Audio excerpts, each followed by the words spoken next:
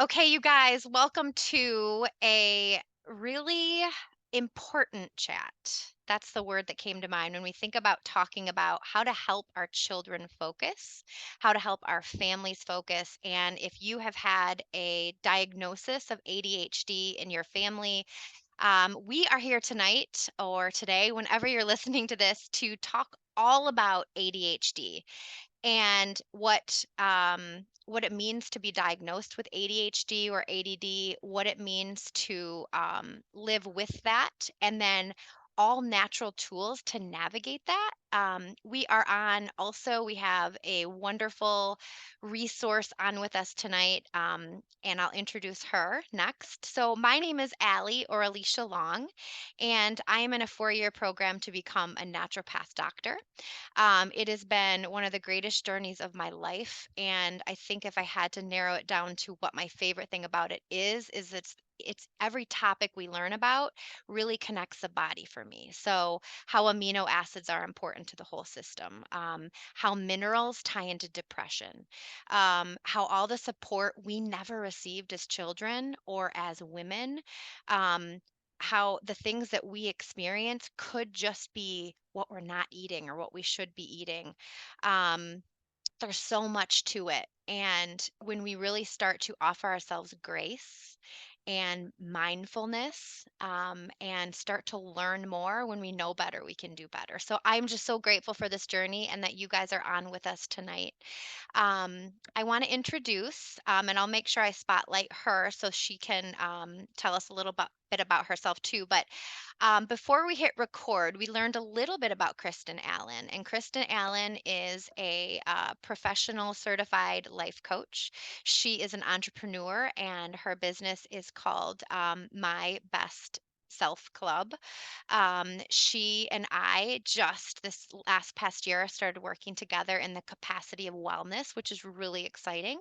And she also was a guest on my podcast. So if you guys have not listened to our episode on Sunny Side Up podcast, you can find that information on my website. And my website is AllieMarieLong.com, Allie with an I. And on our podcast episode, we do talk about ADHD. We talk about life and we talk about God and we talk about all of those things. So it's a really wonderful episode. So that's my short introduction to Kristin. I'm going to remove the spotlight from me and put the spotlight on her and have Kristin jump on and tell us, Kristin, if you could just jump in. I know we shared a little bit about this. What is ADHD to you? I know you've shared with us that you were diagnosed with ADHD. So just kind of start there, why you are such a great resource with ADHD. Oh, and you're on mute, sister. Okay, well,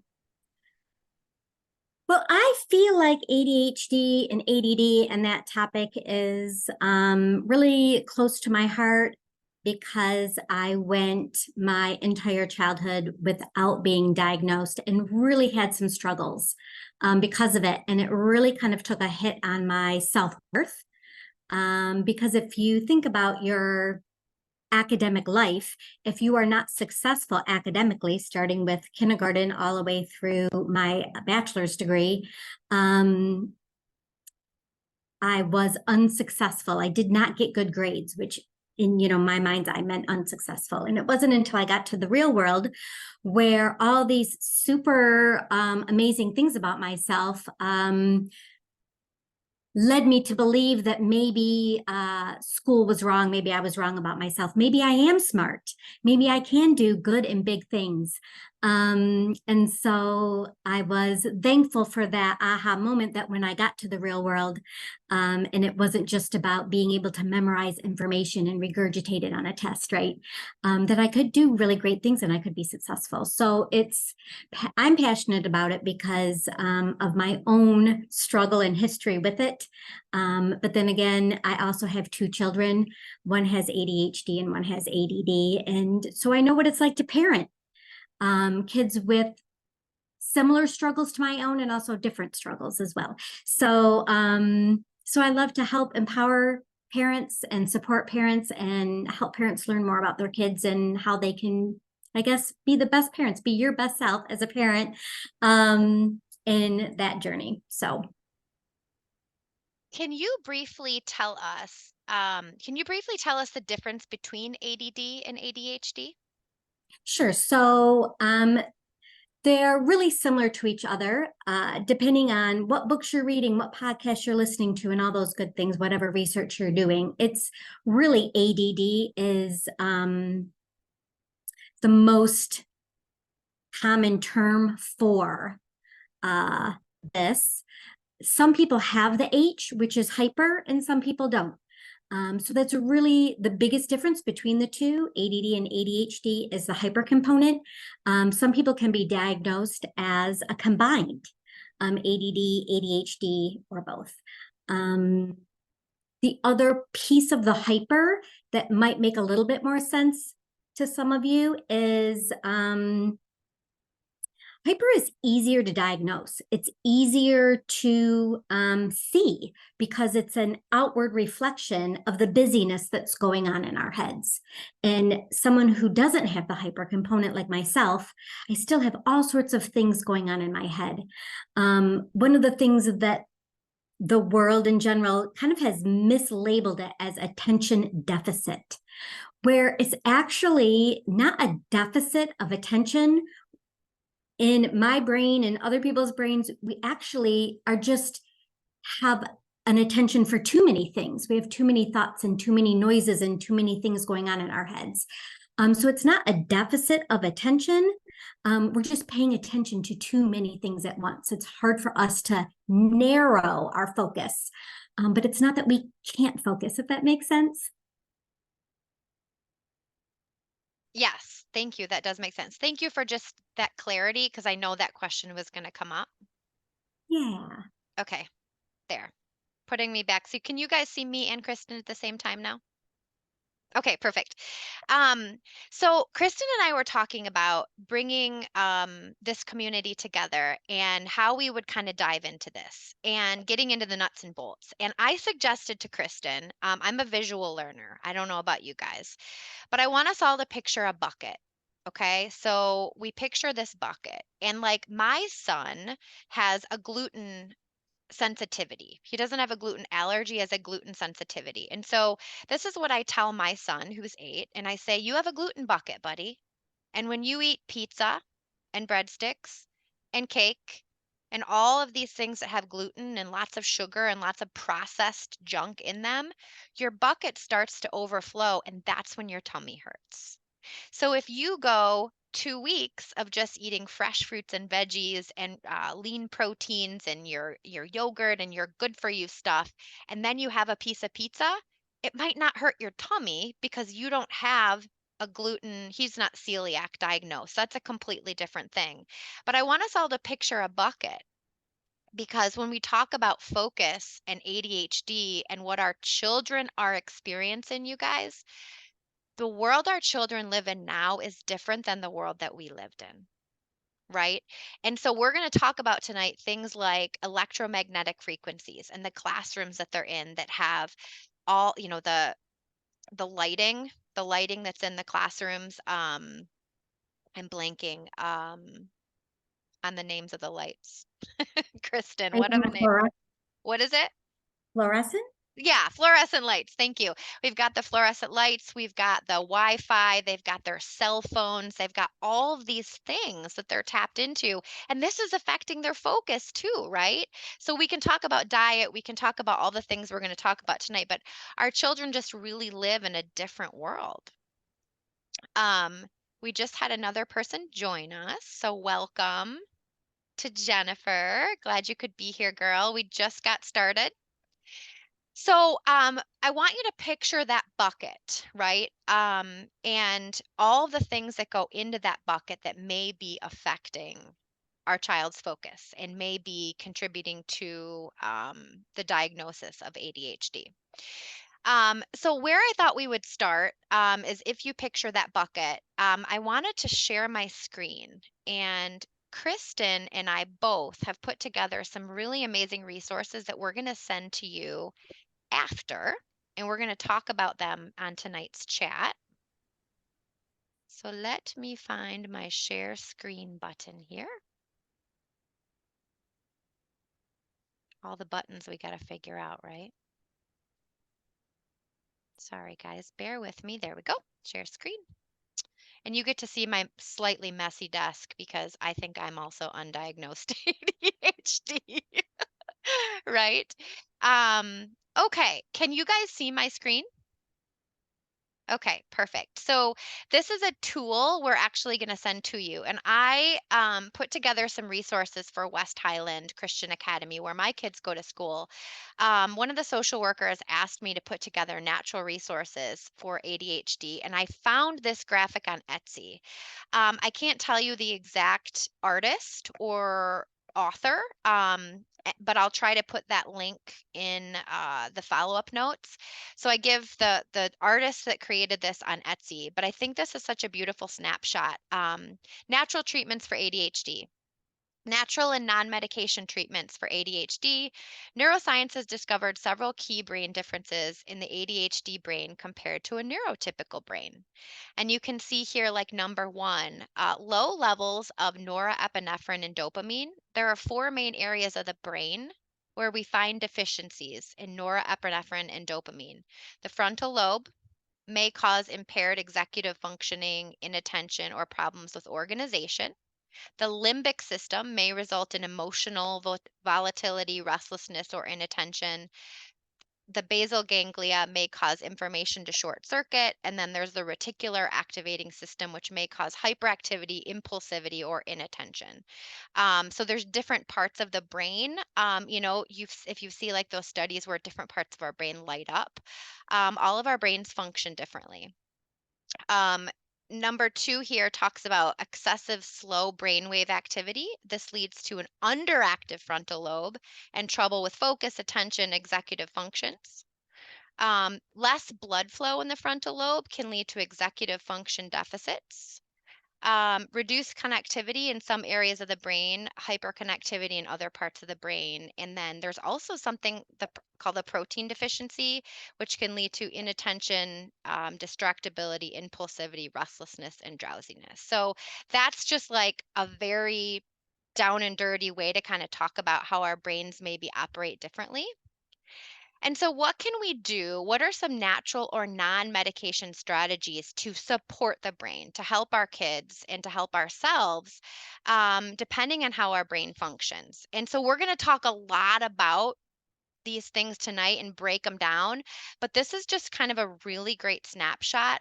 Natural strategies to increase norepinephrine and dopamine, which is your feel good hormone, regular exercise, getting enough sleep, having a daily to-do list that you can check off.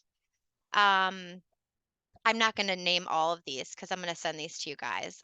Self-care, cold showers. We could talk at length about cold water therapy. Daily meditation, also daily prayer. So depending on what your practice is. We'll get into foods in a little bit, but foods are on there. Natural strategies to increase blood flow. So obviously exercise increases blood flow, but sunlight, the sun was out today and it was magnificent. So getting that vitamin D. Um, Hot chocolate is on here, but I would like to change that to hot cacao because cacao is a much more comes right from the plant and has less sugar, but hot chocolate does have that benefit. Blueberry juice, listening to music, craniosacral therapy. And then these are nitrate rich foods because nitrate's so good for the brain.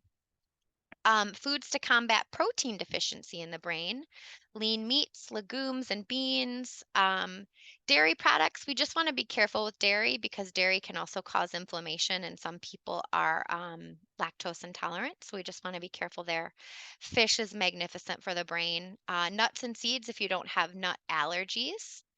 Kids with ADHD tend to do better after eating a protein-rich breakfast and lunch. That's really important, you guys. I see a lot of kids' lunches at school, and we're not always getting the proper protein, and it's hard. It's hard to. Kids are picky, right? So we just want to make sure that we're giving them quality protein. It can be a fried egg or scrambled eggs, lean chicken breast, Greek yogurt, lots of ways that we can complement the brain in that way. So, um, non medication strategies to increase brainwave activity in the frontal lobe, and brain connectivity. These are kind of repeated meditation or prayer, yoga or stretching, Tai Chi. Okay, so this is just a visual. I just wanted to throw this up on the screen, and I thought maybe this would kind of lead into the conversation. Kristin, is there anything you want to say about this visual? Any thoughts on it or? No, no, I think it's a great visual. It touches on a lot of the important things. One of the things, and I'm sure we'll talk about it later, is vitamin deficiency. Mm-hmm. Um, Regardless of the foods that we're eating, even if we're eating extremely healthy, all of us, the way that our plants and everything is grown now, we can still have a high chance of being vitamin deficient. And then if you add the diagnosis of ADHD and ADD, those people are even higher risk for having a vitamin deficiency, Mm-hmm. um, which then doesn't cause the ADHD, but it can exacerbate the system. So that's one of the things. I think the only thing that jumped out at me that didn't cover. It did cover some of the food groups and that, but supplements, I guess, is what I'm trying to say, are also really helpful. Okay, so on that note, let's go there. Let's jump into because you put together a great list of supplements and herbs and amino acids and things like that. So I can pull it up on the screen for everybody to see if that would be helpful to you, or do you want me just to leave it on you and you can talk about it? What do you prefer? Why don't we pull it up on the screen because Okay. I won't remember everything. Yeah, no, that's perfect. I kind of like to teeter totter back and forth between seeing us and then also pulling up the information. So I have everything pulled up here. And these are these wonderful books and websites that you came up with for us. So this is the holistic help. Um, and is that big enough for you to see? Can you see the screen? Absolutely. It's Okay, perfect. great. So let's start here. And I'm going to let you take the lead on this and then I'll jump in after. Well, I'm not going to read it because you guys can all get a copy of this when we're done. But there, again, these things that are talked about in this information, I am not a holistic doctor. I'm a life coach, but these are things in that I have done my own research on, and I recommend that you do your own research on as well. I recommend getting tested for any vitamin deficiencies with blood work for yourself and for your kids. You might be surprised on what you find out. But I think what she has pulled up right now that I'm reading is things to stay away from. So food dyes, especially red food dye and yellow food dye. Those are really important to stay away from. Again, they don't cause the ADHD, but they can exasperate the systems and make it more difficult for your kids to focus. They're also really bad for you for a lot of other reasons. But we're just talking about ADHD right now. You can Google, grab Pinterest, do a little research on that and find foods. I found some really fun, like eat this, not that type of things when you're trying to stay away from food dyes. So like you can even get Doritos that don't have the food dye in it. So there's some fun, like different eat this, not that things on that I found on Pinterest. So go ahead and do your own research, but the red and yellow are the most important ones to stay away from. Again, we already talked earlier about what food groups to incorporate, and definitely protein being one of the most important ones. Yeah. Gluten sensitivity, even if you're not diagnosed with celiac, a gluten sensitivity has been found that 22% of kids that are diagnosed with ADHD and ADD actually 22% of those have a gluten sensitivity. And you can get tested for that, but you can also do your own kind of like scientific test at home by just eliminating. And my husband and I did this, gosh, a handful of years ago, where we just took all gluten out of our diet, and it was hard. And I think you'll have to look it up online, but I think we did it for 2, 3 weeks. And then when we slowly started to add it back in, we could notice our own body's reaction to it. So that's a way to test yourself. Our gut health is another thing that's really important, that we're not really always aware of, how the gut brain access. Like our gut talks to our brain and our brain talks to our gut, and they're really tied closely together. So having your gut enzymes checked is something also that a holistic doctor can do, and they can recommend probiotics. So that's good. So then a non-medical route is supplements for ADHD. So an ADHD, ADD brain lacks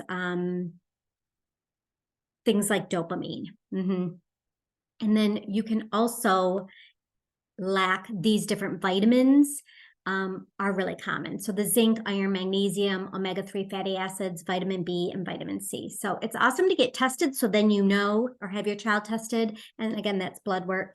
So that you know what you're low on or what they're low on. And then you can gauge what supplements to use and how much dosage-wise for supplements.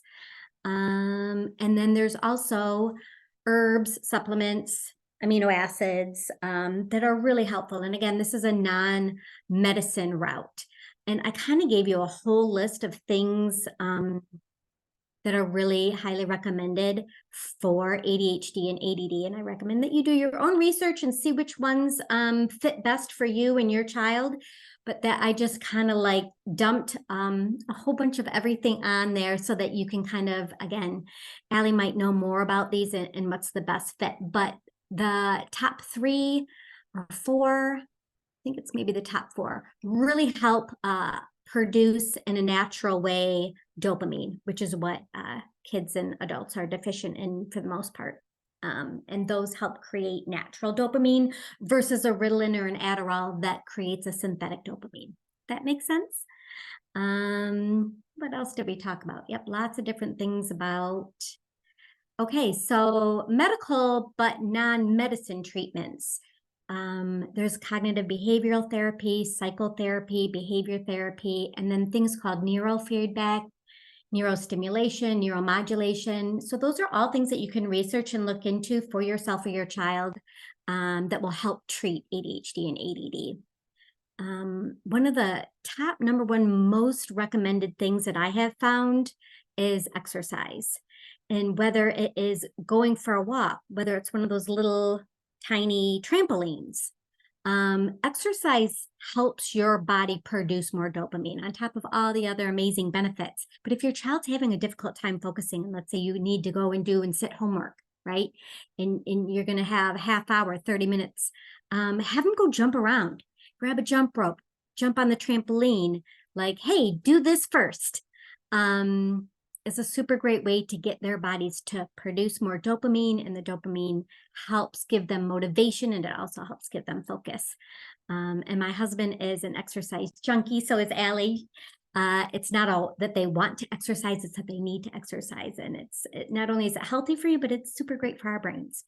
So yoga, meditation, and prayer, journaling. I don't know if you've ever heard of a brain dump. It's when our brains are just filled with lots of information and thoughts and noises and sounds and all the things. And a lot of times this helps me go to sleep at night, is just do a brain dump. Whatever is in my head, I'm just going to write it all down and then go to sleep. Journaling can be a specific prompt that your kids can write about, or you could write about. But if not a journaling prompt, just do a brain dump, write it all out. Super helpful. Breathing techniques. Oh, it's one of my favorites, regulating our nervous system. And I could go on forever about breathing techniques and how incredibly helpful they are in so many ways, not just for ADHD and ADD, but for everybody, because our bodies are talking to our brains. So it's super helpful for breathing techniques. So yeah, I think that that's all on that one, Allie. Yes, awesome. But speaking of the breathing techniques, and then I want to pause for what questions people might have, and I'll check the chat. But there was a child today at school, and he came up to me and he said, "Mrs. Long, I have a headache. I've had a headache all day." And I said, "First question is, how much water have you had?" And he told me, and I said, "What have you eaten today?" Um, and there were a few things in there that would not be on the Mrs. Long approval list. But he did have an apple and he did have some carrots and he did have a little protein. So that was good. And I said, "Okay, buddy." I said, "Are you open to trying some breathing with me?" And he said, "Yes." And so we sat on the bench. It was a beautiful sunny day. So the vitamin D is hugely helpful. And I said, "Okay, we're going to take 6 deep breaths together. And we're going to close our eyes. And I want you to take big, deep inhale through the nose. And then I want you to release and exhale fully. And I want you to think about emptying your belly. And I want you to inhale and fully breathe in, fill up your lungs, and then exhale it out." And we did this about 6 or 7 times. And then we have pressure points too on our hands right here. And this is our pressure point for headaches and migraines. And so I pressed on those parts of his hands and I had him breathe a few more times. And he was like, "Wow, I feel so much better."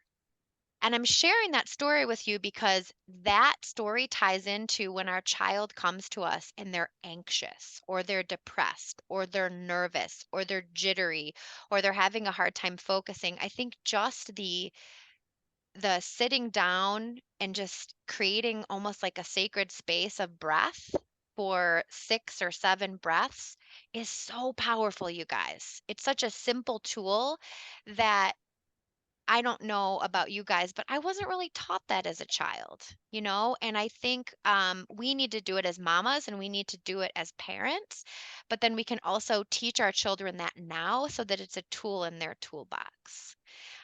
Breath work is so, so important. And if you guys want to learn more about breath work, it sounds like Kristin, you're passionate about it, and I'm extremely passionate about it. And you guys can do your own research too on breath work and the importance and the power of that. I want to jump to kind of complement what Kristen just said. But before we do that, does anyone want to come off mute with a question or a comment from what you've heard so far? You guys doing okay? All right, we're just plugging along, right? All right, I'm going to check the chat really quick. I didn't see anything pop up. Okay, good. Good. Then we'll just keep going.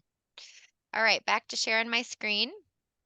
So, um, Kristen obviously pointed out dyes, and I just want to double down, you guys, and I want to double down and identify some things that have these dyes in them. So, um, eat this, not that. Like if you're going to feed your child Fruit Loops are going to have red 40, blue number 1, yellow 5, and yellow 6. But you can also go to Kroger or Target or Better Health or Whole Foods and find Fruit Loops that are made with fruit.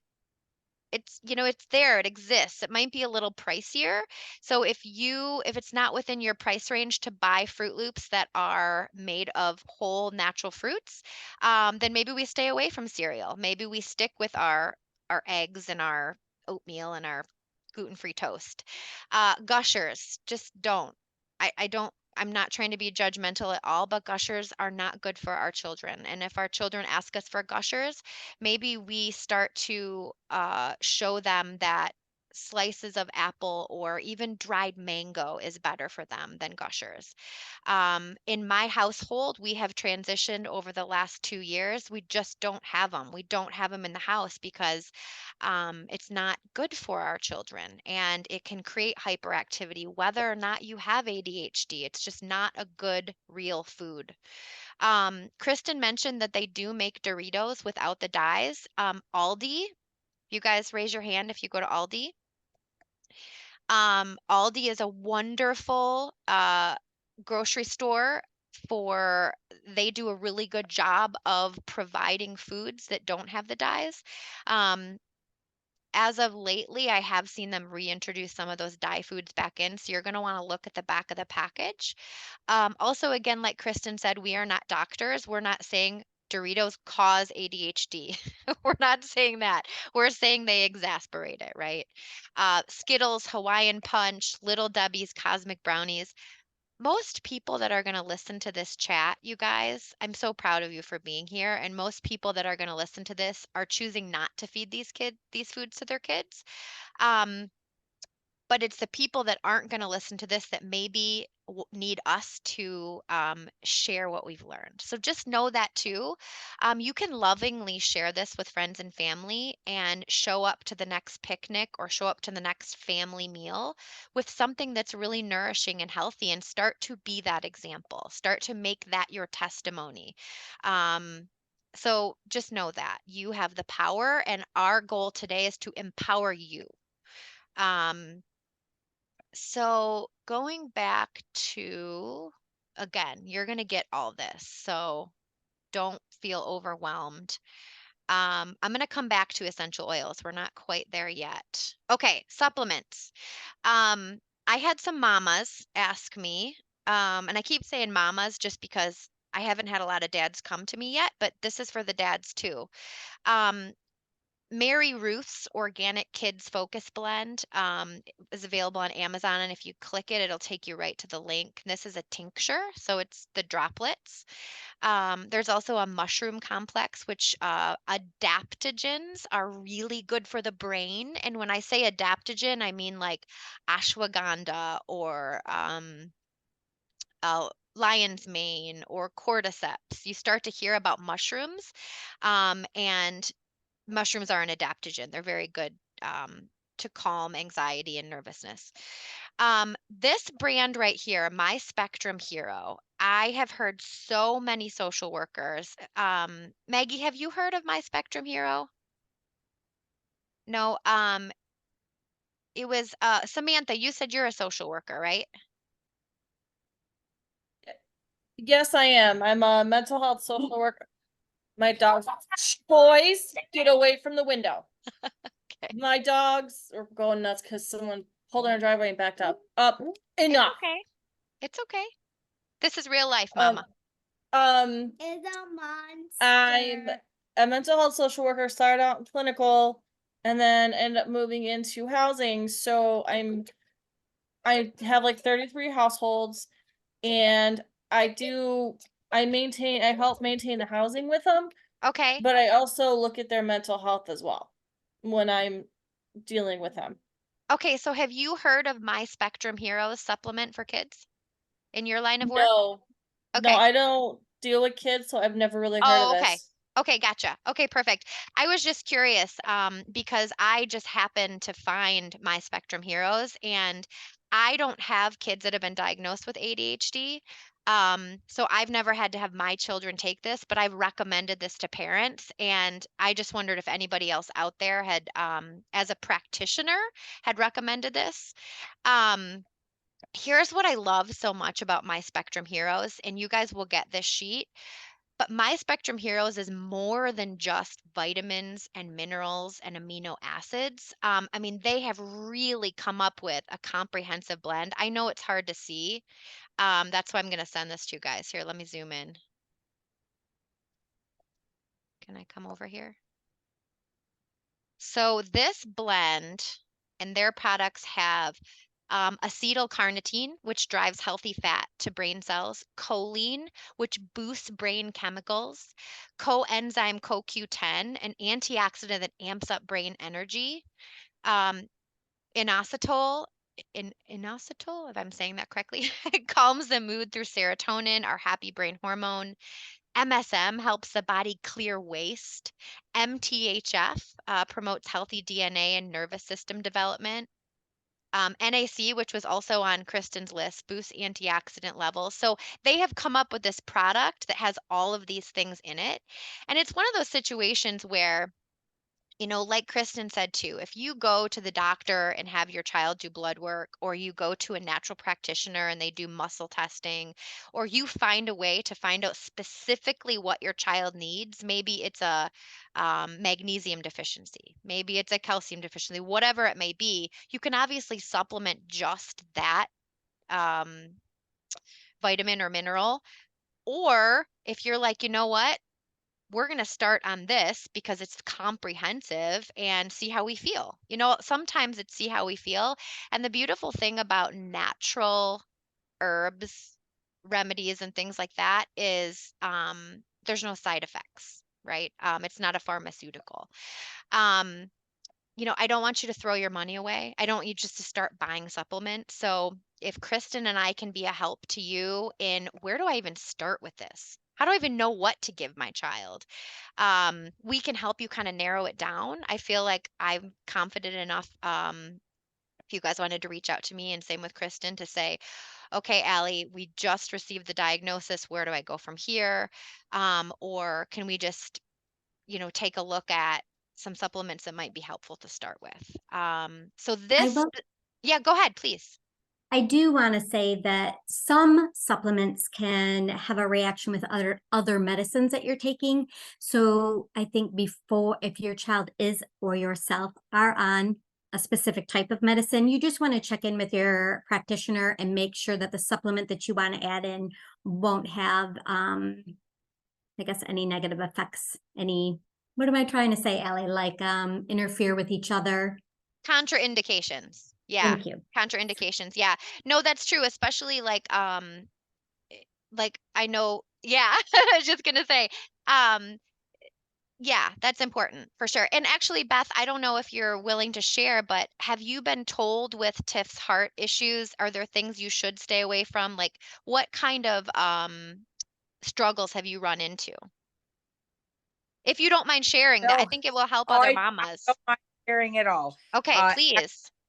I have to chuckle about all of this because she's on magnesium, she's on vitamin D supplements, um, she takes a lot of supplements just because of her transplant stuff. Mhm. Uh, but any kind of supplement whatsoever, like you were mentioning adaptogen, and I wrote down check with transplant Yeah. because mushrooms, fungus, um, any of these supplements, I have to know where they source it from.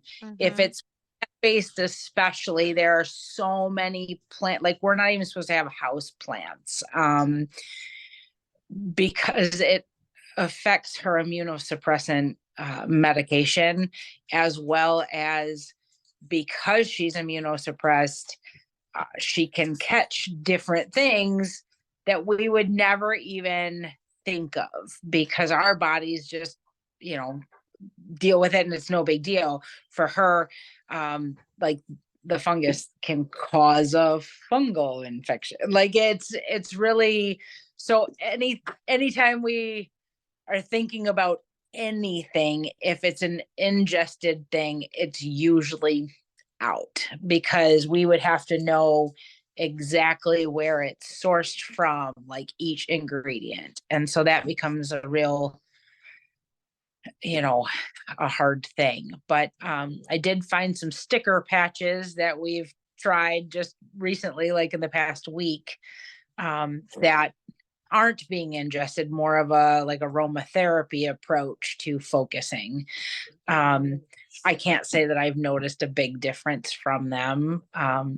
But yeah, it it is hard when you or your kiddo is on a bunch of medicine that may interact, or you know, trying to get to the bottom of all this. And so That's a huge struggle. That's a huge struggle. And the purpose of trying to figure out my screen here. So you're not pinned the whole time, sister. Hold on one sec. There we go. I was trying to figure out my screen. Um, the purpose of the chat tonight is that this is real life, and we have these situations and these scenarios, and we're writing down these resources and these tools, and we're learning together about what works and what doesn't work, but everything's going to work differently for everybody. Yeah. No one's going to have the same, right? So like in the case of Tiffany, in the case of your daughter with a heart condition and also an ADHD or a ADD diagnosis, um, absolutely. You're going to want to write down, okay, here's the 10 takeaways that I got from the call tonight. And then you're going to want to ask, her doctor what would be beneficial to her. But I also think the most powerful tool we have is what we eat. I really, truly do. And I think that the best way we can help all of our kiddos is walking away from tonight's chat and saying, like Kristin said, the swaps. And I'll actually share that with you guys too, because I did a whole chat on uh for healthy kids, healthy parents, about what to replace this with. And I truly think that we can all walk away from this saying, all right, let's start with nutrition. We need to start with nutrition and whatever we decide to supplement. One of the things we talked about, which I don't think this would be contraindicated. It could be because of the level of caffeine in L-theanine, maybe. So we would want to look into that. But L-theanine is an amino acid. Okay. So L-theanine is an amino acid, and L-theanine comes from green tea. But it's beneficial for focus and ADHD. And I wanted to read this to you guys. This is pretty cool. It's kind of a fun fact here. In 1949, Japanese chemists discovered L-theanine from green tea leaves. So plant medicine, right? This is a plant and it's medicine to our bodies. Theanine appears to play a role in the creation of the major inhibitory neurotransmitter GABA. GABA, if you guys heard of that. But theanine influences not only GABA, but dopamine and serotonin. A study published in the Journal of Food Science and Technology confirms that theanine has a significant effect on the neurotransmitter release of dopamine and serotonin. Dopamine is the feel-good chemical in the brain, while serotonin calms, uplifts the mood, and decreases pain.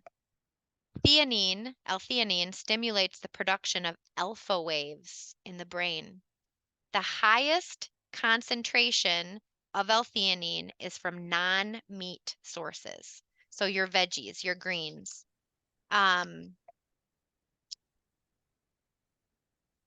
This gets into the brainwave patterns. I'm not going to read that whole thing.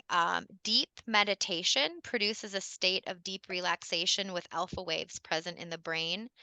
You know what else helps with alpha waves is cold water therapy, which that's a little hard. That's more challenging for kiddos. But if you guys look into cold water therapy, if you see like it's kind of all the rage right now where people are working on their breath work in a tub of cold water, and sitting in this cold water for 2 minutes, and what it does for the nervous system, it also plays a role in these alpha brain waves.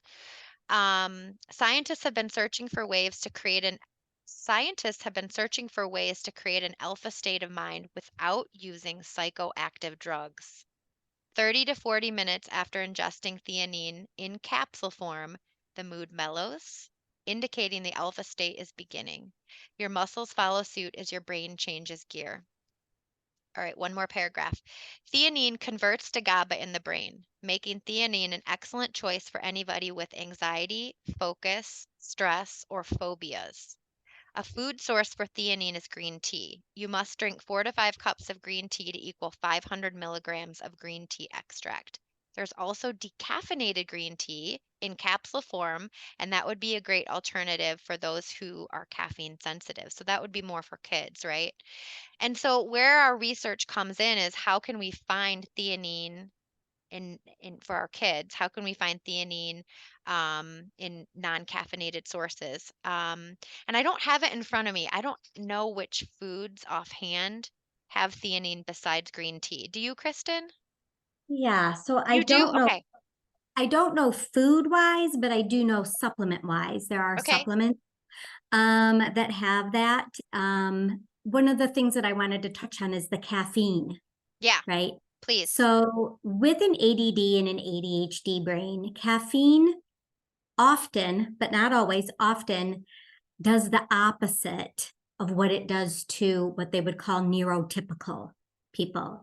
So for someone who doesn't have ADHD, caffeine really kind of hypes them up, right?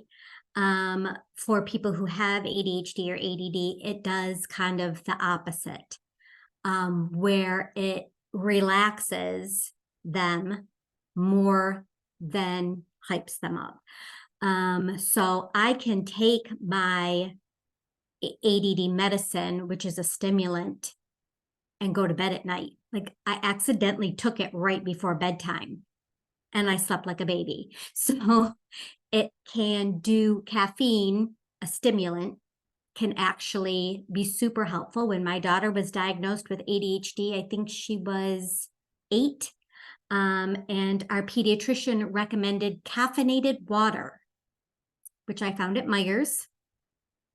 And so when she needs to sit down and focus, especially with math, that was her hardest subject, and her brain would be all over the place, she would have some caffeinated water. So it's just interesting. We would normally think caffeine is kind of like something that's going to make you hyper, but it actually, a lot of the times, can have the opposite effect on those of us that they call neurodivergent. Thank you for pointing that out. So helpful for somebody that's been through it. Yeah. I'm so sorry I missed a question from Maggie about the dosage of Spectrum. You'd asked a question, what is the dosage if you were to take my Spectrum, right? I'm having such a hard time with these pins tonight. Note to self, Allie, figure out how to do your pins. Okay, so let's go back to, I want to tell you the answer to that for my Spectrum. Hold on one second, because I think it's going to depend on the child. Share screen. I'm going to share something with you anyway. So, okay, so you guys can see my screen again, right? All right. So, myspectrumheroes.com. Okay, so you guys can write that down, myspectrumheroes.com. It'll also be sent to you. And this is 1 teaspoon, depending on weight. So it looks, Maggie, like this is a powder, a teaspoon that you would sprinkle in their juice or their water. But I know from looking on this website, they also have gummies, and tinctures, I believe. I think, because you know how some children gag. Children can't do tinctures, some children can't do whatever. So 1 teaspoon is the answer. Is that helpful? Is that good? Okay, perfect. Good. Okay, so do you guys have any other questions about what we've been talking about? Anybody else want to raise their hand, or you guys good? Okay. So So Alex, again, yeah, I please. wanted to jump in and just mention something. I talked a little earlier on how I wasn't diagnosed until I was in my late 30s and how difficult school was for me, but life presented itself to be a lot better than school was.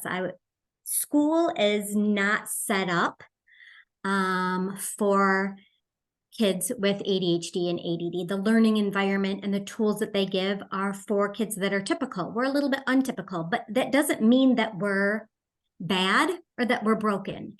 And whatever you learn in your parenting journey, when you know better, you do better. So there's no shame in your game. All right. One of the things that I wrote a list of that I wanted to share with you guys tonight was the superpowers that people with ADD and ADHD have. So we are different than the norm, right? And that makes school more difficult for us because it's not set up necessarily for us. But what I wanted you guys to know, if your kids are what they call neurodivergent. I wanted to give you some tips and insight into what their superpowers are so that you can recognize them, praise them, high five them, and don't be so hard on yourselves or your child if school comes hard and they don't get straight A's, okay? Because when they hit the real world and they find what they're interested in, what they love, they're going to be amazing. So here are some really special traits that just people with ADHD and ADD have. So they're naturally more creative than your typical person. They're naturally more optimistic and resilient. Because you know what? In their younger years, school life isn't set up for them. So they learn how to be resilient, which is a super great trait to have. One thing that's my personal favorite trait of having ADD is hyperfocus. Now, in school, I didn't really ever notice my ability to hyperfocus because, to be quite honest, there was not a lot that I studied in school that I found interesting. But when somebody with ADD, ADHD finds something interesting, all the noises, the whole entire world disappears and you dive in and hyperfocus. And hyperfocus is amazing because we can learn so much at such a quicker rate than just the typical person. Because the typical person at that point, they don't have that superpower of hyperfocusing. They can't tune everything else out. And so hyperfocus is an amazing gift that I love having. They're also really great problem solvers. They think outside the box. Part of it is because of their creativity, but they're not black and white. And they think more creatively than just the typical person. They also have higher levels of social intelligence, which is super good. Like I excelled socially in school. Not gonna lie, I did not excel academically, but I excelled socially. And who knew that social skills would help you be successful in life? Nobody gave me any grades on how well I did socializing, darn it. But I'll tell you what, it is helpful. It is super helpful in real life.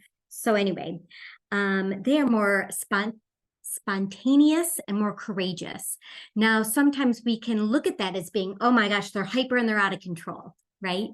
But when you turn and you look at it from a different viewpoint, oh my gosh, you're so courageous that you just jumped off the couch. High five. Okay, but next time, no jumping off the couch.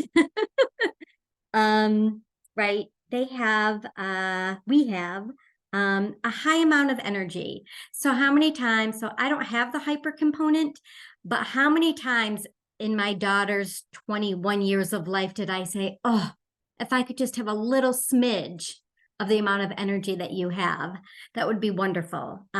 So sometimes when we're parenting them, it can be a negative, right? But don't forget to celebrate when it is positive and when you wish you had what they had, right? ADHD people, we're really good at multitasking because we have so much going on in our brains. So that's also a super great trait to have. So a lot of times when we're learning about ADHD and ADD, we're focused on maybe what's wrong and what needs to be fixed. But I just wanted to kind of give you guys all just to swamp you with some of the really great stuff of being neurotypical. Or I'm sorry, neurodivergent. Neurotypical is regular.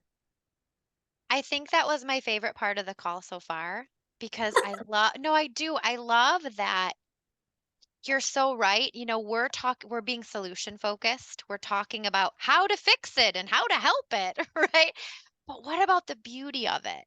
That these children or even adults now like yourself that how can it be your superpower? Thank you for sharing that list. Did you come up with that list as somebody that's lived through it?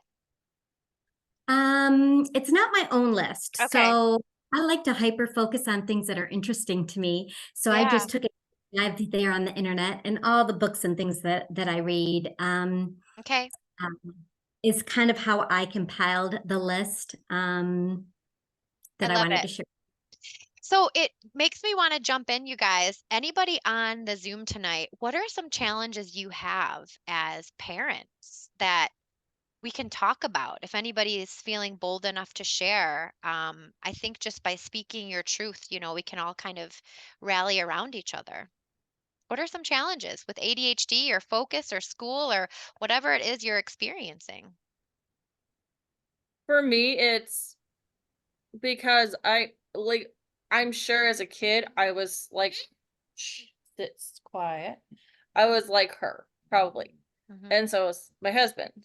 But now my ADHD, how it works is my husband will laugh at me and go, "Can't you just like settle down for like 5 minutes?" I'm like, no. Like, dishes are done. Okay, cooking. Okay, laundry, gotta finish laundry. And I can have like sit down. I can have like 10 things done in an hour. And he's still working on 2 things. And I'm like, it's just how I'm wired. If I sit down and relax, there's something not something wrong, but I should be doing something. Yeah, but it's not. And with her, it's sometimes it's keeping her entertained, sometimes it's just trying to read. What? Mama, should be. Not yet. You have to have dinner. Shh, nope, you have to have dinner. Trying to like reprogram her like to refocus and like what will work. So it's like I'm seeing a mini version of myself and my husband, and I'm like, okay, how do we do this?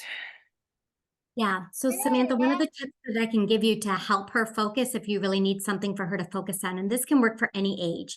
So people with ADD and ADHD, we don't have the ability to feel and see time the way that everybody else does. And so there's a clock on Amazon that I found.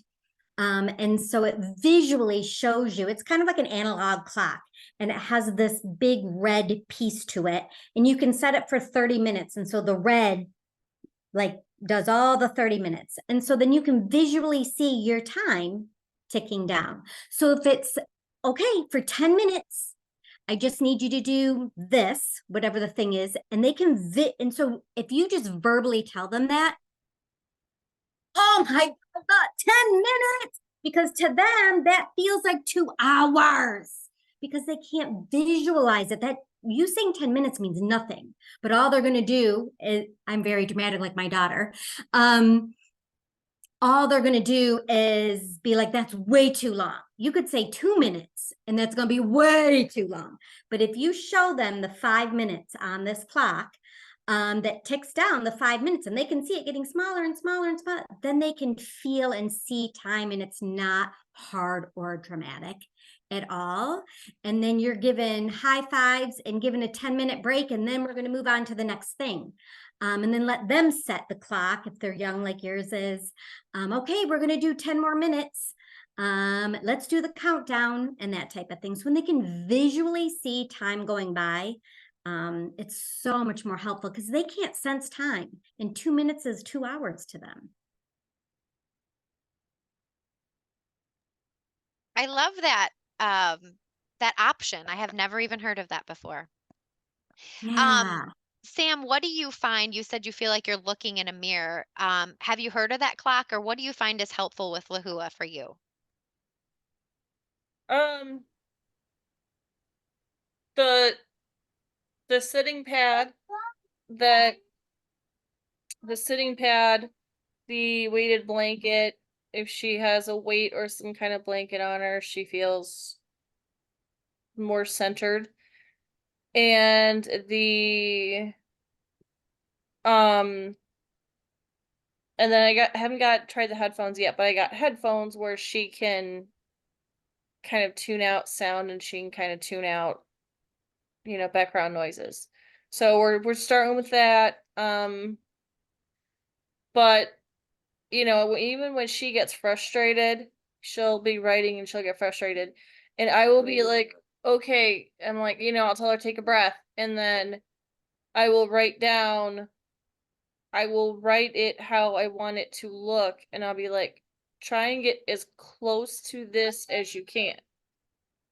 And then that seems to, because I feel like, with ADD, ADHD, there's this expectation, you know, you're supposed to do good. You're supposed to, regardless, you're supposed to. And so I don't have a norm for her because I don't know what her norm looks like. So if I can get her to write her numbers, write her letters, a certain way, it may not look great, but she's written it to the best of her abilities, and eventually she'll get there. So kind of like visually monkey see, monkey do. Okay. Well, thank you for sharing that. I was just curious. I feel like by sharing what helps you, you're helping others, because some people might have never even heard of the focus pad, as you called it.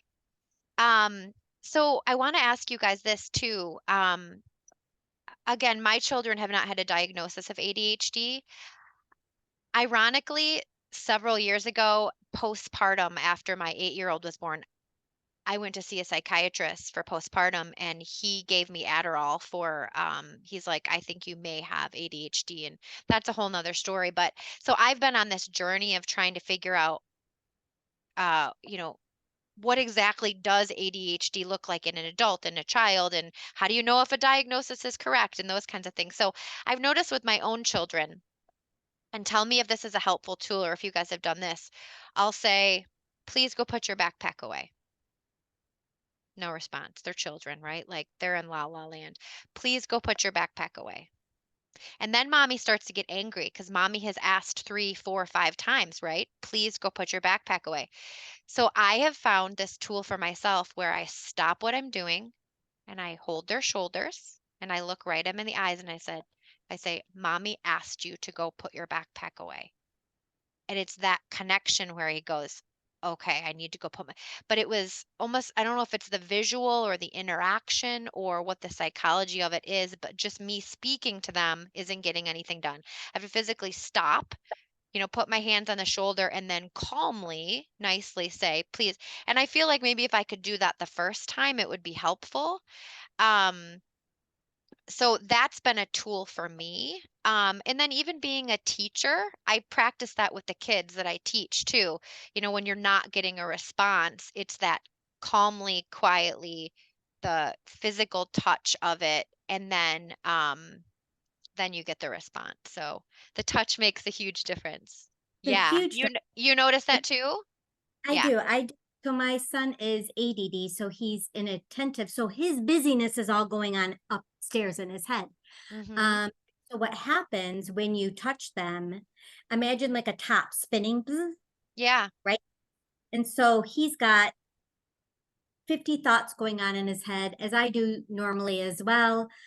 Or you're hyper focused in your brain on something. You look normal on the outside. But let me tell you, we're not really normal on the inside. But because we look normal on the outside, it's hard to know this about us. But the touch stops the top from spinning. Okay. So I touch him, his brain goes because there's that physical, chemical chemistry. And I wait till he looks me in the eyes. And my son is going to be 24. He just got married recently. And I gave his wife that tip. Hey, when you really need him to hear you, or if it's something that's important and you don't want to repeat yourself, you got to stop the top from spinning in his head. And just put your hand on his arm, his shoulder, whatever. And you can see it in his eyes. The spinning stops. Crazy. I love that visual. So we've got our bucket visual, we've got our top visual, we've Yeah. got all these visuals tonight. That Another makes thing that so much sense. we did in another thing that we learned at where I work at is there's like yoga for the employees.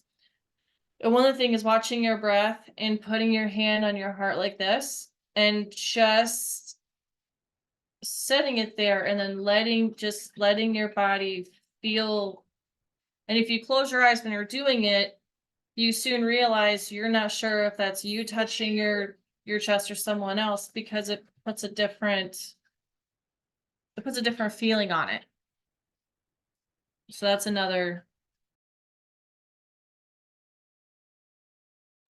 I think it's the power of touch, like you're saying. That makes a lot of sense I also teach yoga and the adjustment of just touching somebody and then, you know, the intention behind that. That's powerful.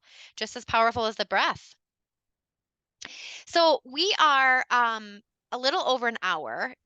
So we could keep going if you guys want to, or we could just take a couple more questions and then send you guys all the resources. So for those of you that are listening to the recording and would like the additional resources, I just want to put it out there really quick that if you jot down this email, bornsunnyside@gmail.com, bornsunnyside@gmail.com. If you're listening to this and you're not on it and you would like to receive everything we've talked about tonight, you can get the resources there.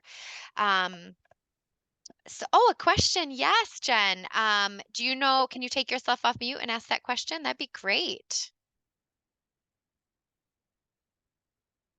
Hold on. I'm off mute now, right? Can you hear me? Yeah. Yep. Okay. I have a question. So I'm pretty familiar with all this. I've done a lot of, but I'm in a new challenge. My son's 12, right? And we know addictions. With ADHD comes with addictions. So we're in the season of video games and TV and priority. And I know we're setting time limits, but what are a good motives that we can do when we need to, you know, transition away from them? Because I know with ADHD comes with, impulsives. And I do know and he's on all the vitamins, we got to work better on our food. So do you think, what are good transitions that I can do to help him with understanding the addictions that come with the impulses? So I'm gonna let Kristen jump in first. My dogs are barking. I have some thoughts, unless you want me to go first, Kristen. No, I can jump in. I Okay, just like jump in. jumped up, look at some information that I have for you. Okay, so ADD, ADHD in general has a difficult time transitioning from task to task. Okay, so that in general, even if it's not a video game, is difficult for them to do. So a couple tips that I can share with you is this: before they get on, remember I talked about the clock earlier that shows the time going down.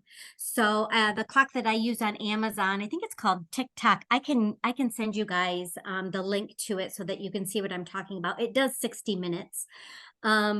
So before they get onto their video game time, you set the clock or have them set the clock and put it near the video game where they can see the clock as well as whatever screen that they're looking at, so they can actually physically see the time going by, right? I would definitely stay away from nagging and reminding and being, you only have 10 minutes left, you only have 5 minutes left. What you want to do is you want them to be able to visually see the time that they have left. And with an agreement that whatever time you go over in your video gaming is time that you'll lose tomorrow. So they can't visualize, don't do like this weekend, don't do a consequence that's too far out, because that's meaningless to us ADDers, but something within 24 hours. So, hey, I'm going to put you in control of this. You can see the time ticking down. I'll give you one reminder, but then after that, whatever time you go over is just time that you're choosing to lose for tomorrow. And it's their choice, right? And so that's helpful, giving them control and power instead of you trying to be all in control and powerful with it. Hey, you know what? You're a bright kid. You can see the time ticking down. I'll be happy to give you one reminder, just, to help you out. But otherwise, whatever time you go over is time that you're going to lose tomorrow. Okay. So that's one of the tips that I like to use, instead of you always being the bad guy and always the one having to control it all, is putting the decision-making and the power back in their hands. I like that. Thank you. Yeah, because we have timers set And I just talked to my son again. I'm like, but you're right. I'm always nagging, but you know what? He has a clock, and even though the clock is in front of him, but I think changing up our clock would make a big difference because we have a digital clock. Because I've gave him a smartwatch, I gave him this and that, but he's just not paying attention. But maybe having a real clock, like you said, with the hands, be a lot better vision to see the hands count down other than I forgot. Because yeah, we have timers and everything. And I Yeah. do like, thank you for that new advice of when you go over losing the time for the next day. I like that. I never thought of that. That's a good one. Yeah, and you don't have to be mad about it. It's his decision. Put the control back on him. Hey, you're a smart kid. You can make your own choices here. So, it's up to you, whatever you want to do. And hey, if you want like some tips, if you set on your watch or your phone or whatever, like a 5-minute warning, if you need like a noise to go off to give yourself a heads up, even though you have the clock with the red hand ticking down, what kind of tools might help you? Because I know you don't want to lose time tomorrow. But again, it's up to you, whatever you want to do. And that I gives like them that. autonomy too. Beth, I saw your hand go up. Yeah. I was gonna say I hate being the bad guy. I'm the nagger. And so now we use Alexa. Alexa sets off a timer like every 5 minutes while she's in the shower, and she has to change what she's doing, wash her hair, do this. And then at the end, she sets it for like she gets to set it, but Mm-hmm. she it for 15 minutes when she's all done, and that's all she gets for playing while she's in the shower. And this way, I'm not the bad guy anymore because I'm so tired of being the bad guy. Alexa's Doing the bad yeah, guy. yeah, but Yeah. here's what you're doing. You're shifting. So it's called executive functioning. You're shifting you acting like your child's brain by all the reminders, right? By giving them a tool like Alexa.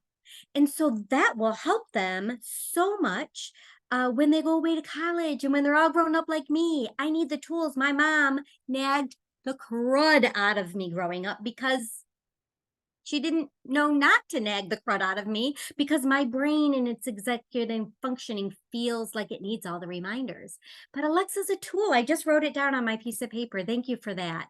Because yeah, I set alarms on my phone all day long. Mm-hmm.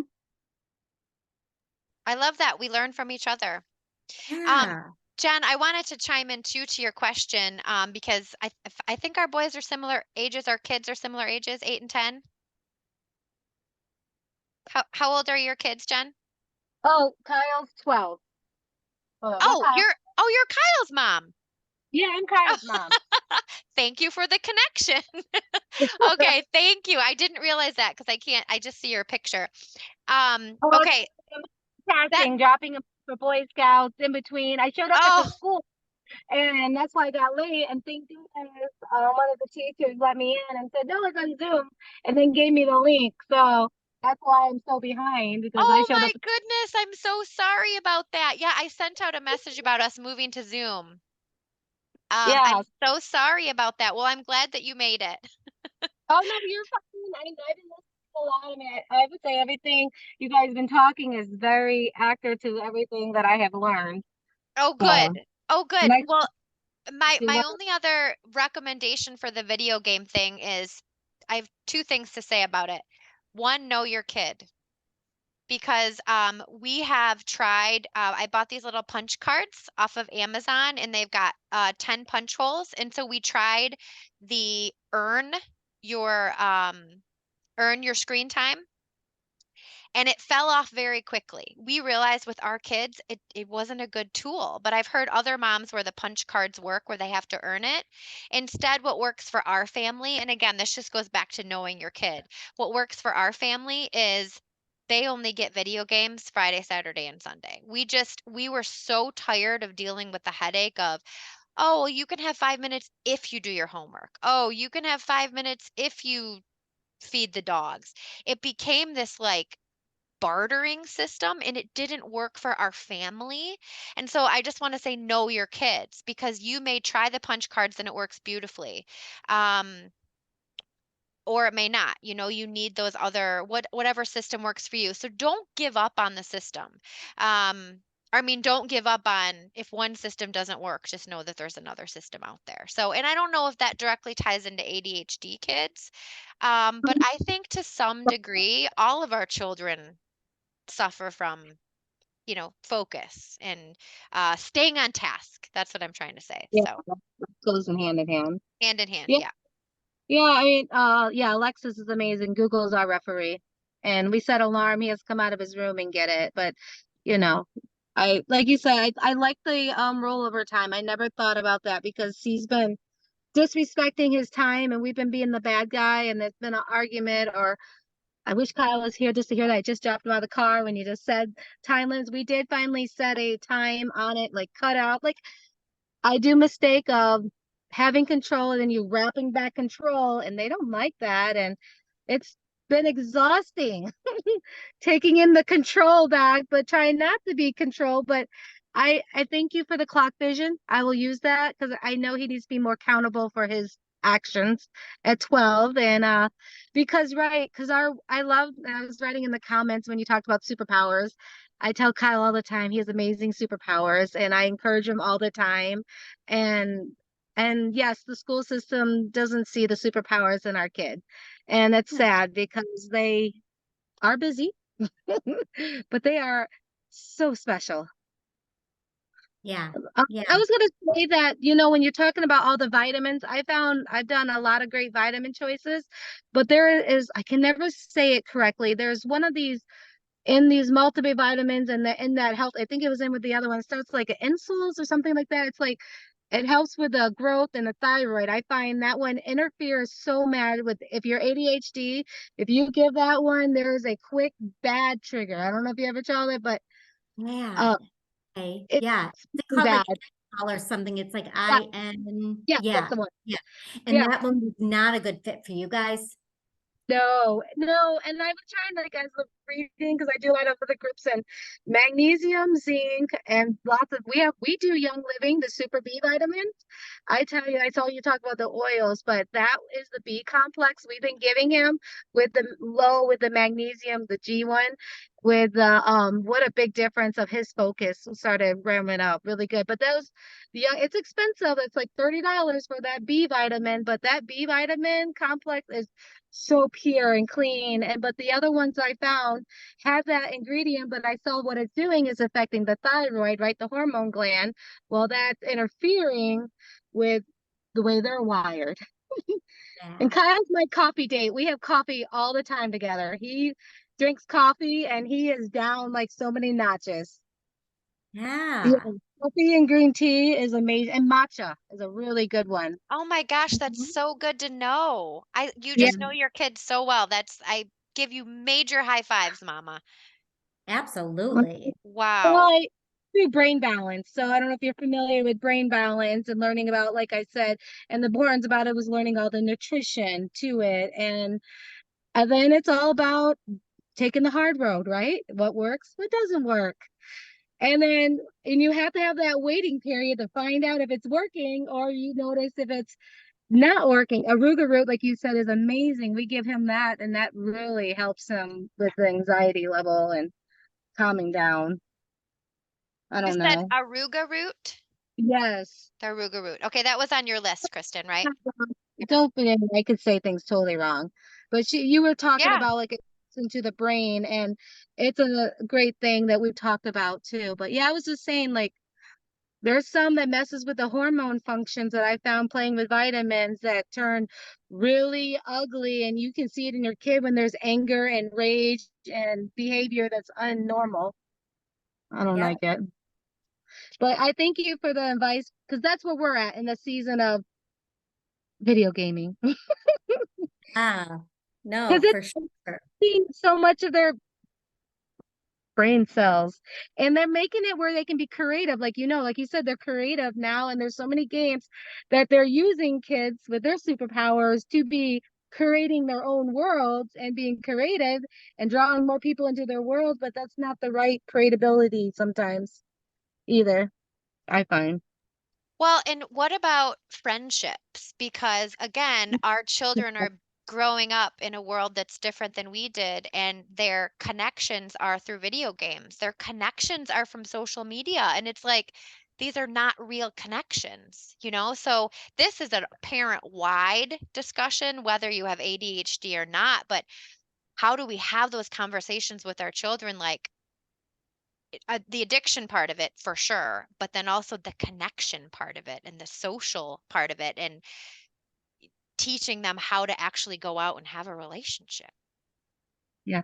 Mine has connection on his phone on Messenger Kids. He talks to one friend and they're in the same game, playing the same game, and that's what he thinks. And it's a terrible thing because they don't build, I don't know. But my son is on the, autistic spectrum side too, along with other. He has a lot of sensor and food triggers. Like I said, it's really big. But it's like you said, know your kid. But yeah, Kyle doesn't have good social skills. But with ADHD, right? You don't know your personal space. One great thing that they taught us was keep your arm out, and that's your bubble space. Like, because my son would be right up in your face, and he's thinking, we're all up in there, and other kids are like, back off. You're in their space, and then it freaks him out, or he's running around thinking they're playing with him, but they're not. It hurts my heart, and I think young skills kills them. But I think we learned out the arm out. I don't know if you guys talked about like the arm space is so good. Like our body and space Yeah, definitely yeah, help. yeah. They need that visual of the Yep. arm Yes. to be able to see their space, because people with ADD and ADHD are really visual. If you're going to make like a to-do list, especially with kids, they actually need like pictures of, because they're so visual. But yeah, and my son is going on 24 years old.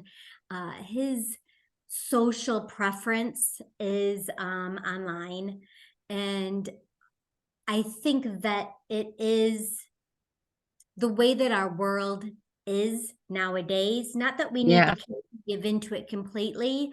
I have not done a lot of research on the health or not health, because I think it depends on the child and their personality and their makeup. But I think as long as you, as a mama, you try to have some balance. They're in school all day, I'm assuming, interacting with people and socializing in that way. So they are still getting the human face to face, one-on-one connection. And my son is healthy and happy and married and successful. And that is his preferred way to hang out.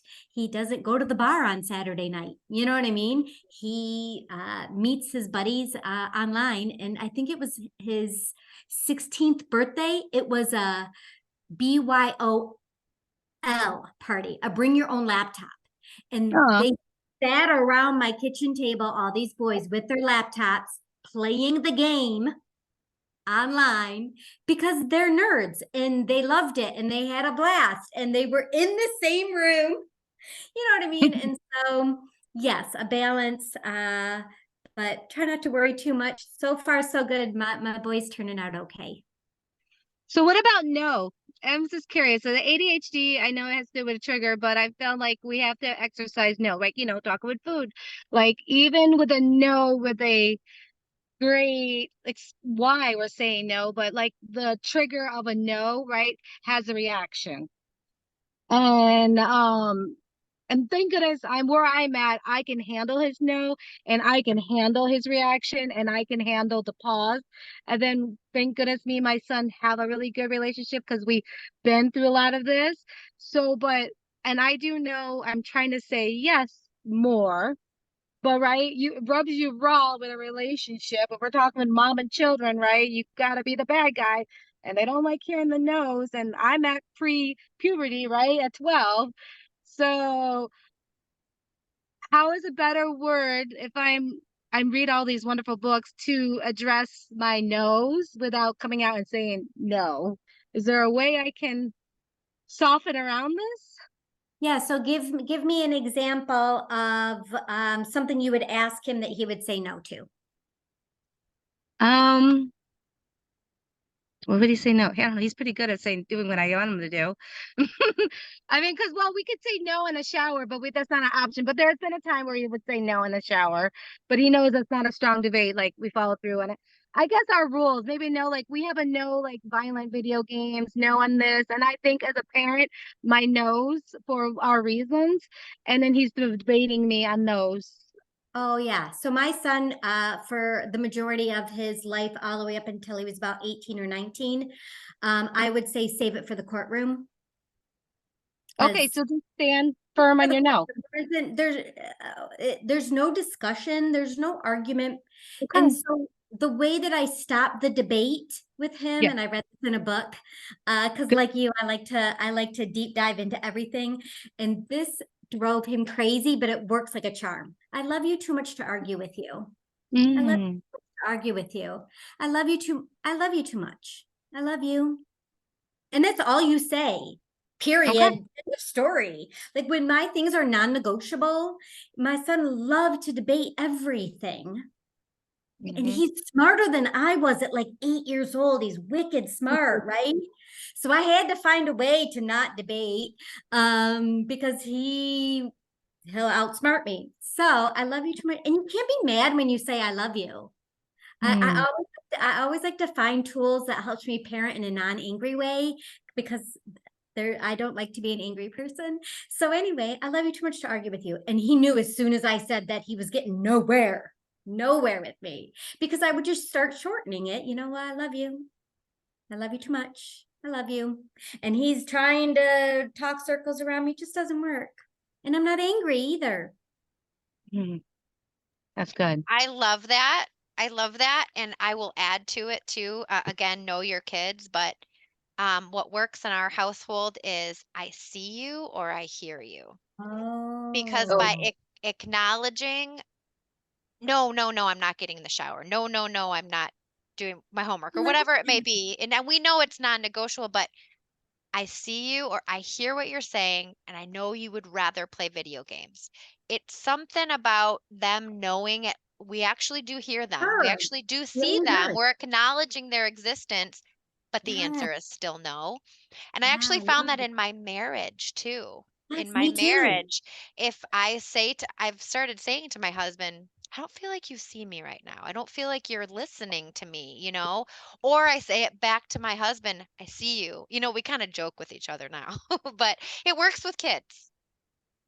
So I Yeah, wanted to throw it out there. I love that. Yeah. That's good. Yeah. Yeah. So, do we have one more question or anything else you guys want to throw out there before we wrap up? And we will be continued to be a resource to each other, but just for the sake of tonight's discussion. Anything else, Beth or Jen? I think you guys have done an amazing job, and I think I'm glad I was able to hop on because it was a good reset. Okay, where's another one? How about debate between parents? Like, okay. I am a firm no medication. I do the hard route, everything you've been doing. My husband wants to put my son on medicine. He's been like that since he's been 4. And I've stood the ground since 12.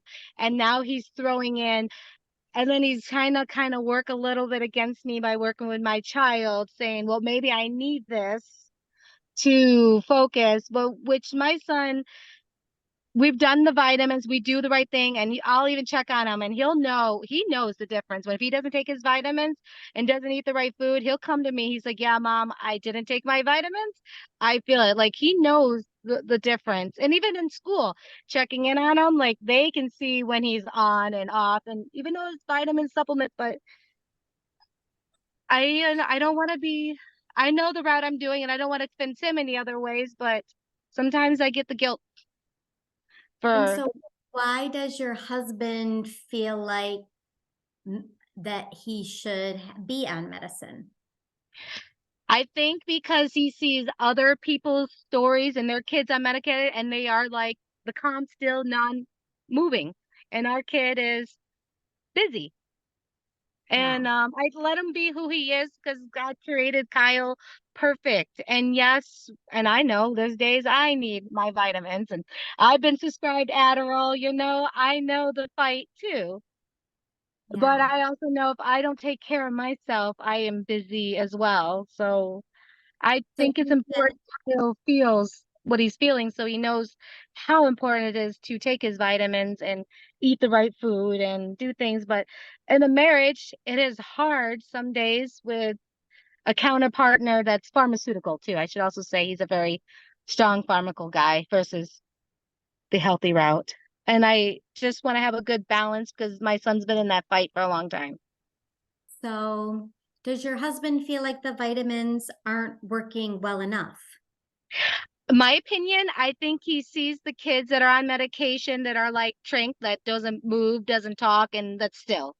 He sees and he hears it, and he hears the kids that are still. And the vitamins really help Kyle. He does really good. And he's also judging our son, right? When he comes home, when they decompress too, when they're having their moment. And so he doesn't, even all the money I'd spent, even all the places he heard, I think he just believes like if he was on all these medicines, he would be still and he could focus and he can do this and that. And I'm not saying that's not true because everybody's different, but I know that my son's created just the way he's supposed to be created. And like you said, those are his superpowers. And I don't Um, know. I just don't know the fight.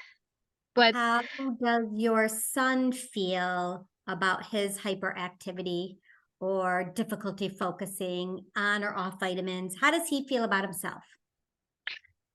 um some days he feels like, well, since we've been in the new school that actually he's been seeing his grades and he's been seeing things, he feels good about himself.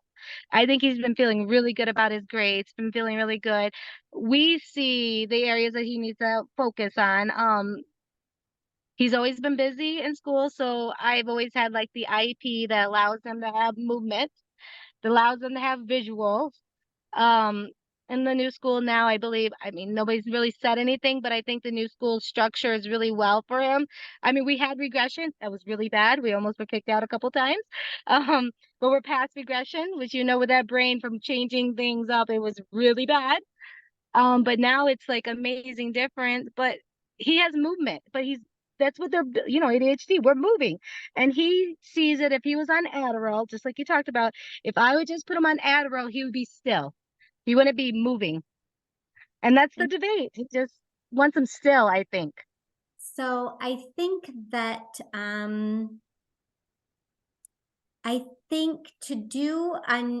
for you to do a little bit more research on Adderall per se, what they call a stimulant drug, Mhm. right? Because I can tell you in my own experience, uh, I have taken Adderall. I've been on Adderall for a few years, and I'm absolutely positively still the same exact person that I was. But it has just brought a calmness for me that makes me able to learn so much better. It makes me able to focus on what my friends are saying, what my family is saying. So I don't want you to think that a medicine will make your son dull, will make him not what he is. There's always, but I think he is your best ruler as far as how he's feeling. If I would say, if he's feeling really frustrated, if he's feeling unhappy, if he's feeling high anxiety, if you know what I mean, all these things, I would just do more research into medicine. It's not for everybody, and I can see. I sit right on the fence. I always say go the natural route first. That's my preference. For everybody, do the food, the supplements, all the things. But if those things aren't working, I'm not against medicine, but I don't want you to ever think that your son will be less than he is if you did ever decide to try medicine. Yeah. Okay, well then maybe that's what it is. So more it's my conscience. So okay, what you just said is the studies and the second version of stories, right? Because I hear the natural, like we just talked all about the good food, the natural, that's my run. But then we'll shift, right? And then we'll hear people that share your side of the story, what has Adderall has done for them. And so I just never opened that page to do that. And then as a mother, some days I beat myself up more than anything because am I withdrawing something that could help him? Yeah, So and when the first time I went to a doctor, Jennifer, I know we're so over time, but I'll just share this a little bit with you. I'd never been to a psychiatrist before.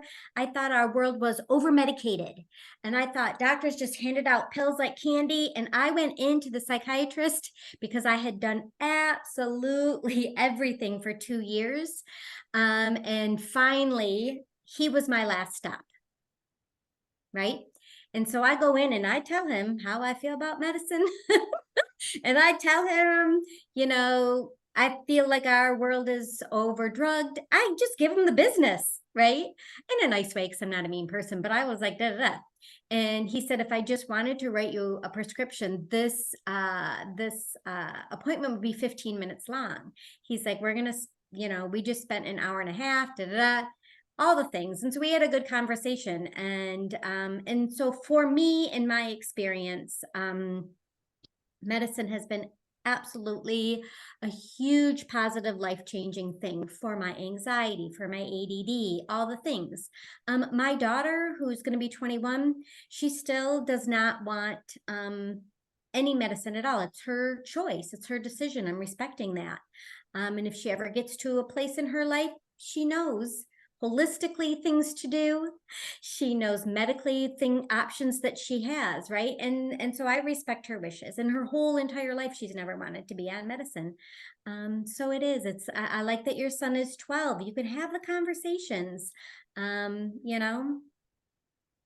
thank you. Yeah, we've had those conversations and it's back and forth. He's like, no, mom, I don't want medicine. And then it's like I said, but I guess, right? Maybe that's that mama conscience that come out. I'm like, am I watching him? I see where he fails and it's not his fault. Those are superpowers, right? And as a mama, right, I think because I've been doing a lot of the hard work. I mean, you take candy. I mean, my son used to pray to God for when he goes to heaven, he has all the candy in the world because I've been taking candy away from him since he was 4.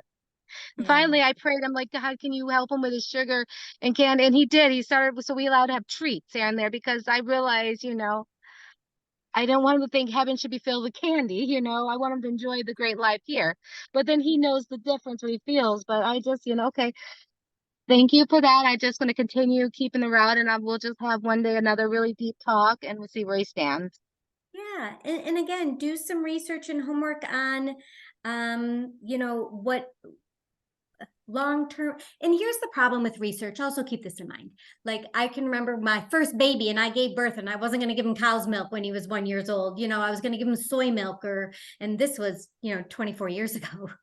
And all the research I did, I could find all the pros and then all the and then just use your own best judgment in your prayer and don't let fear or worry rule your decision making. And there are success stories on both sides, but I just don't want you to fear medicine if in the long run it could end up helping him, because we take medicine and God created doctors to create these things for us. But again, I'm in line with Allie that I do try all the natural things to start with. Shoot. Beth, I saw you raising your hand, sister. Jump in. So I just wanted to add, because I heard Jennifer say about her husband, seeing the kids like sitting still when they're medicated. And that's something that is a real challenge. Tiffany cannot sit still. She's jumping all over the place all the time. We have not tried medicine. Her team has said, yeah, we'll totally, but she can only take the stimulant one, which is really weird because the heart thing, I thought it'd be the other way, but it's not. But one thing is my very best friend takes ADHD medicine, a stimulant, Adderall. And one thing I have noticed is that she actually moves more since she started taking it. It is more controlled, it's more meaningful, I guess. Like, she can focus on a task, but don't think for a second that it makes you not move. She is like, pew, pew, pew, pew, pew. And I had to giggle a little bit when I heard you say that. And I really wanted you to know that that is not that is not the case. It does not make you sit still. And that's kind of why I haven't really gone that route for Tiff yet, because I've seen that in the past 2 years with her taking something that, no, she's not sitting still. It's just, she's getting more accomplished because she can keep working on that one thing until it's finished, instead of like me, I'm all over the place, little bits done, but nothing ever really completed. Oh, That's all. yeah, thank you. So every perspective that we share is helpful. So it's a puzzle, right? Kyle's a puzzle, Tiff's a puzzle, everyone on the Zoom is a puzzle. And what works for me is not going to work for you. And our brain chemistry is different. And you know what else is different? Is our microbiome of our gut Mhm. and our channels of elimination. If your body, if the channels of elimination in your body are not open, you're not pooping, you're not sweating, your lymph is not moving, that is going to affect you too. And so it's not a one size fits all. It's not a one conversation. It's a maybe Adderall is what's going to bring your life. If you're somebody that has never been able to have relationships or clean, or you have all of these mental health issues, and Adderall was that one thing that put that light bulb on for you, then what we need to do at that point is be on the Adderall, but support the body with natural means to make sure the kidneys are okay, the liver is okay, you know what I'm saying? The amino acids are there. And the world doesn't operate that way. The world just doesn't operate that way. And as mamas now on this call, we are empowered and we have the tools to say, if my kid has to be on that pharmaceutical drug, we're not going to have any shame in that. And this is coming from a future naturopath doctor. I have a lot of mental illness in my family, and I've been very open about that. And I've come from a place of, because of the mental illness that I've witnessed in my family, I don't want to be on pharmaceutical drugs. That doesn't mean I'm anti-pharmaceutical drugs. That means that I've witnessed what my family's been through, and I'm going to fight like hell to not be there. I'm going to fight with everything I have to be a healthy person and to be a healthy mama for my kids. Sorry. There's a child in the room. HE double hockey sticks. Hey. Okay. So, you know what I'm saying. I don't want any of us to have shame or guilt around the decisions that we make, because that child was in your belly. You grew that child, and that child is a miracle, and that child is a child of God. And if we are quiet with ourselves and we pray on it, we know the answers. We know the answers, right? Yeah. And everything we talked about tonight is, it's so beautiful to witness, all of us coming together to learn, but to also to share. And it's a great example of how we need community and we need support. And you're never alone in any of this. I love to, Kristin, you said you have a 10-week course coming up. Is that Mhm. something like, how do we jump into that? Yeah, so it's going to be, I don't remember the exact dates. I can get the And information. you can get it to us. I just, we're Yeah. talking about supporting each other, and I just want to say that this doesn't end here. This Yeah. is just the beginning of the conversation. we can lean on each other and be a part of each other's programs, and ask each other questions. But if we can be a part of your program, we would love to be. Absolutely. I'll share the information with you. It'll be at the Well Counseling in Milford Okay, in March, and I'll get you the information. great. Awesome. Okay, well, oh my goodness, it has been 2 hours. So thank you, ladies. My kids are like, they kept creeping up the stairs because I still have to go make dinner. So they're like, Mom.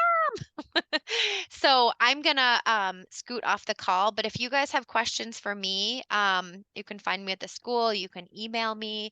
I'm gonna send a follow-up email from this chat tonight with the video recording, so you guys can go back and watch it.